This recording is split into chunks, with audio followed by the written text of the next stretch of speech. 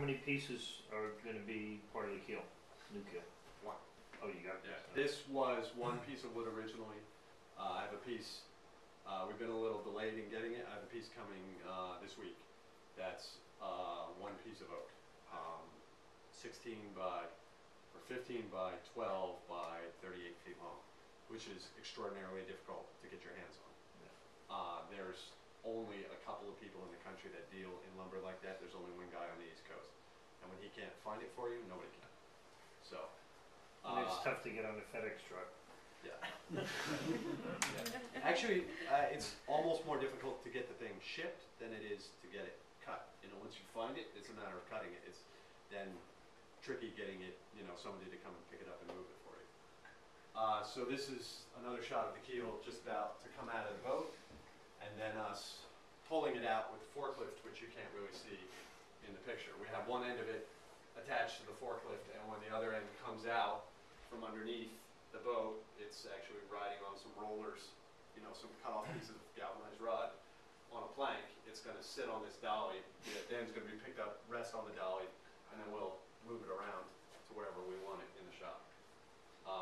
You can see a rack in the corner there that we built to hold all the planks that came off the boat. The boat is curved, and when you put planks on, you actually take straight boards and bend them to the shape of the boat. The way you bend any kind of planking of any size in this particular style of construction is by steaming it. You heat it up and bend it to the shape, and when it cools off, it stays in that shape. So when we started peeling planks off, it was really important to make sure that that curve and twist and actually edge bend didn't get lost by just piling them on the floor and on top of each other and then trying to distort the shape. So we built a rack to let each plank kind of rest all by itself without touching anything else in the shape that it has, so that we don't have to re-steam them, put them back on the boat. Over there in the corner, I'm going to embarrass you for a second, Bill, is Bill, Bill Shepard, one of our dedicated volunteers, serving the rigging. When we started the job, I don't know if that's pretty good. When we started this job, the whole focus of it was just replacing the keel. But as with any job of any significant size, the moment you start poking at the boat, you find more problems. Now, to get the boat in the building and to take the keel out, we had to take the mast out of the boat.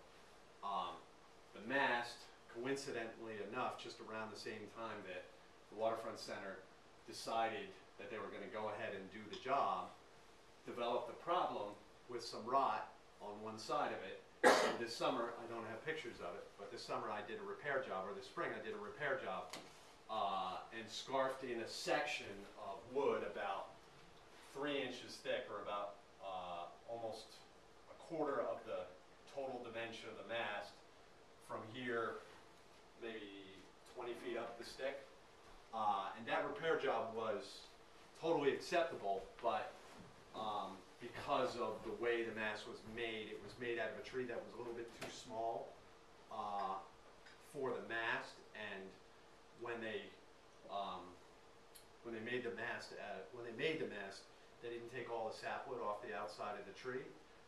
If you know anything about the way a tree grows, it has bark on the outside, and the bark protects this layer just inside called the cambium, which is where the majority of the life is inside the tree. And as the tree grows, the bark actually expands, and the tree grows around a central core, and it gets bigger. The layer underneath that is the sapwood, where most of the moisture or the blood in the tree actually is. The sap runs up and down, and it's just like the blood in your body. It transfers nutrients. As the tree gets bigger, the sapwood dies off and turns into heartwood, which is the wood that you actually want. This particular log was just a little bit too small, and the area that rotted had a lot of sapwood that did not come off the tree originally. And the problem with the repair is that the repair was excellent, but there was no way that I could guarantee to Dave that that tree wasn't going to, that the sapwood that we didn't take off at that time was not just going to continue to rot.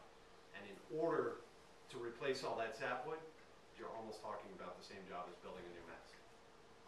So given the fact that we were pulling the stick out of the boat, and that given, based on the size of the budget and the amount of money, additional money that would have to be raised, we decided that we were going to be replacing the mast.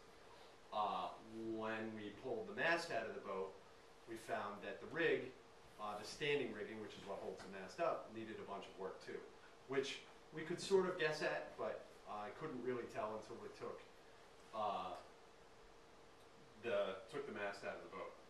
When we put the boat in the shop, or just before, when we hauled it, we took the centerboard out, and we discovered when we took the centerboard out that the centerboard needed a lot of repair work too. None of that was actually factored in the job, but it was things that we talked about, questions that we had before we actually got into it. And guaranteed, if there's a question about something before you even touch the boat, when you touch it, you're going to be fixing that. That's just the way it works.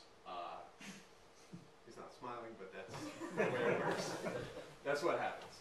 So in this picture, you can actually see we're doing this crazy process of gluing plywood to the steel plate centerboard that the boat had. A traditional centerboard for a boat like this is made out of planks, just like the centerboard trunk, that are drifted together. This boat never had that. I don't even think it had a centerboard in it when they restored it the first time. The first centerboard that went in the boat was made out of plywood and fiberglass, and it just had a lead counterweight inside it to keep the board from being too buoyant and allow it to sink to the proper depth. Sometime in the first season, because of whatever mistake, the board ended up being dropped too far down below the keel. Somebody ran the boat aground and the board snapped off. That one was plywood and fiberglass. That was unrepairable, and to avoid that problem, the Coast Guard said, well, make one that's stronger.